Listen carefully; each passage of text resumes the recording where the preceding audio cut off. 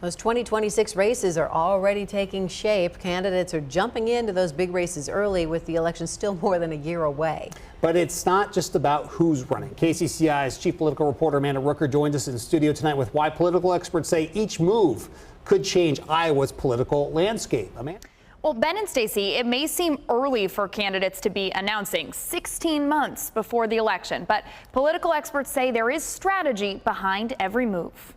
It's going to be a fun cycle. David Peterson, a political science professor at Iowa State University, says each decision surrounding the 2026 election triggers a kind of political chess game. There's, likely to be a lot of conversations going on in private about what are you thinking about doing? If you're going to run, I'm not going to run. If you're not, those sorts of conversations to make things clear. There are a lot of races on the ballot in 2026. And when sitting office holders run for something else, it creates openings. This game of sort of musical chairs, when there are, people who are in one seat choosing to run for another, often candidates or often politicians who are holding an office will have sort of groomed someone to potentially take their place. One example, Republican State Attorney General Brenna Bird deciding not to run for governor. Her announcement that she was not going to seek the Republican nomination really changes that race from what people expected, right? That she,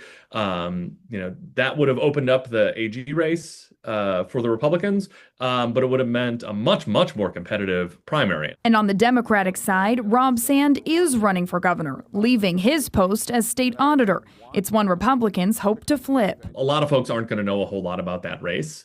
Rob Sand was able to raise his identity enough to sort of hold on, but otherwise it's going to be a lot of straight party voting. And this has become a much more reliably Republican state up and down the ticket. Over in Iowa's 4th congressional district, the chessboard could shift again if Representative Randy Feenstra runs for governor, opening his safely Republican seat. That's going to generate a lot of attention inside the Republican Party in the 4th. It's going to raise a lot of money, and in part because everyone knows whoever wins that primary has a 98% chance or so of winning the general election.